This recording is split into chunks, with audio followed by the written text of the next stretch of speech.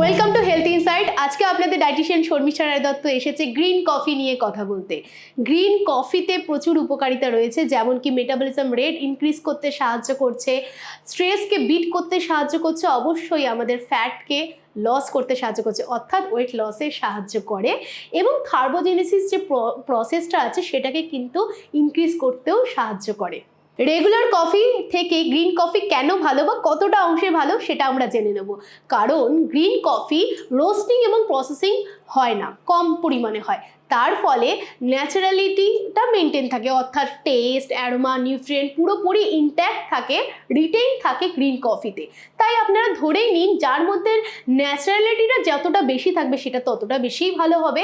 এবং কফিতে ক্যাফেন তো থাকেই, কিন্তু অবশ্যই রেগুলার কফি থেকে গ্রিন কফিতে ক্যাফেনের পরিমাণটা অনেকটা অংশেই কম থাকে। তাই আপনি যদি কফি এডিক্টেড হন এবং আপনি ব্ল্যাক কফি খেয়েই যাচ্ছেন এবং তার ফলে আপনাদের হেডেক হচ্ছে, অথবা ব্লাড প্রেশারটা বেড়ে যাচ্ছে, অথবা অ্যাসিড ফর্ম করছে, বডিতে ক্যাফেন বেশি করে ঢুকছে, তারা কিন্তু ব্ল্যাক কফিটাকে বিরত রেখে গ্রিন কফিতে নিজেকে কিন্তু কনভার্ট করতে পারেন। গ্রিন কফিতে ক্লোরোজেনিক অ্যাসিড রয়েছে, যার ফলে আমাদের বডির গ্লুকোজ এবং ফ্যাটটা বার্ন করতে সাহায্য করে এবং কার্বোহাইড্রেট অ্যাবজর্পশনে সাহায্য করে, যা পরবর্তীকালে কোলেস্টেরল মেনটেন করতে বডিতে সাহায্য করে।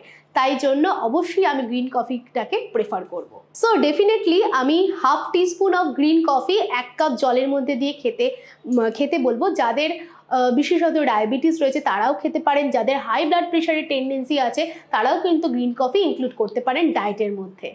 ক্যাফেইন তো অল্প পরিমাণে রয়েছেই, কিন্তু যারা ব্ল্যাক কফি রিপ্লেসমেন্ট খুঁজছেন তাদেরকে আমি সাজেস্ট করবো যে গ্রিন কফি অবশ্যই আপনার ডায়েটে ইনক্লুড করতে পারেন রিপ্লেসমেন্ট হিসেবে।